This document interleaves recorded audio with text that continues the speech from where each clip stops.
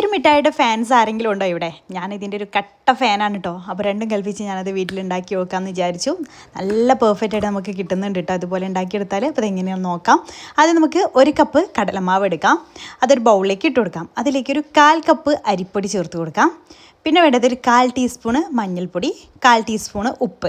എന്നിട്ട് നന്നായിട്ട് അതെല്ലാം ഒന്ന് മിക്സ് ചെയ്തെടുക്കുക. അതിനുശേഷം നമുക്ക് ആവശ്യത്തിന് വെള്ളം കുറേശ്ശെ ചേർത്തിട്ടൊന്ന് കുഴച്ചെടുക്കാം. നമ്മുടെ ചപ്പാത്തി മാവിൻ്റെയൊക്കെ ഒരു പരുവത്തിൽ നമുക്ക് നല്ല സോഫ്റ്റ് ആയിട്ടൊന്ന് കുഴച്ചെടുക്കാം കേട്ടോ. അപ്പോൾ അതാ ഇതുപോലെ ഒന്ന് കുഴച്ചെടുത്തിട്ടുണ്ട്. ഇനി നമുക്കിതൊരു സേവനായിലേക്ക് ഇട്ട് കൊടുക്കാം. നമ്മുടെ ചെറിയ ഹോളുകളുള്ള അച്ചുണ്ടല്ലോ, അതെടുക്കാനായിട്ട് ശ്രദ്ധിക്കുക കേട്ടോ.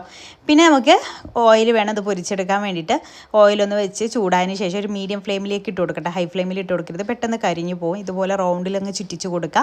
എന്നിട്ട് ഒരു ഭാഗം ജസ്റ്റ് ഒന്ന് ആയ ശേഷം ഒന്ന് മറിച്ചിട്ട് കൊടുക്കുക. പെട്ടെന്ന് തന്നെ റെഡിയായി കിട്ടും കേട്ടോ. അത് നല്ല ക്രിസ്പി ആയിട്ട് തന്നെ ഇതുപോലെ നമുക്ക് പൊരിച്ചെടുക്കാൻ പറ്റും. ഇങ്ങനെ ബാക്കിയുള്ളതെല്ലാം ചെയ്തെടുക്കുക.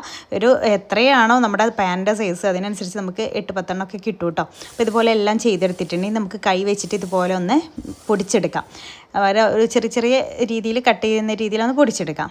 പിന്നെ വേണ്ടത് ശർക്കര ഒന്ന് ഉരുക്കിയെടുക്കണം. ഞാനിവിടെ 3.5 അച്ച് ശർക്കര എടുത്തത്, അഥവാ 250 ഗ്രാം ഉണ്ട് കേട്ടോ. അത് നന്നായിട്ടൊന്ന് ഉരുകി വരുന്ന സമയത്ത് അതിലേക്ക് ഒരു 1/4 ടീസ്പൂൺ ഏലക്കപ്പൊടി കൂടെ ചേർത്ത് കൊടുത്തിട്ടുണ്ട്. എന്നിട്ട് ഒരു നൂൽപ്പരുവ് ഉണ്ടല്ലോ, ആ ഒരു കൺസിസ്റ്റൻസി എത്തുന്ന സമയത്ത് അതിലേക്ക് ഈ ഒരു മിക്സ്ചർ ചേർത്ത് കൊടുക്കാം. എന്നിട്ട് നന്നായിട്ടൊന്ന് മിക്സ് ചെയ്തെടുക്കുക.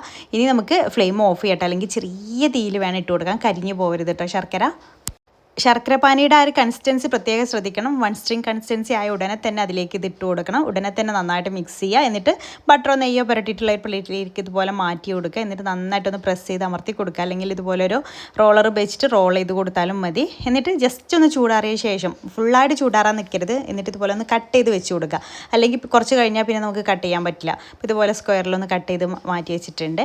ഇത് നന്നായിട്ട് തന്നെ ചൂടാറിന് ശേഷമാണ് ഇത് നല്ല ക്രിസ്പി ആയിട്ട് കിട്ടുള്ളൂ കേട്ടോ. നന്നായിട്ട് ചൂടാറിന് ശേഷം നമുക്കിത് ഓരോന്നായിട്ട് എടുത്ത് കഴിക്കാം. നല്ല ക്രിസ്പി ആയിട്ട് നല്ല ടേസ്റ്റി ആയിട്ട് കിട്ടിയിട്ടുണ്ട് കേട്ടോ. അപ്പോൾ ഇതുവരെ ഇങ്ങനത്തെ ഈ ഒരു സേമിയ മിഠായി ട്രൈ ചെയ്ത് നോക്കാത്തവർ ട്രൈ ചെയ്ത് നോക്കുക. നിങ്ങൾ അവിടെയൊക്കെ ഇതിനെന്താ പേര് പറയാമെന്ന് കമൻറ്റ് ചെയ്യണേ. അപ്പോൾ ഇൻഷാല്ലാ പുതിയ റെസിപ്പി ആയിട്ട് വീണ്ടും കാണാം. താങ്ക്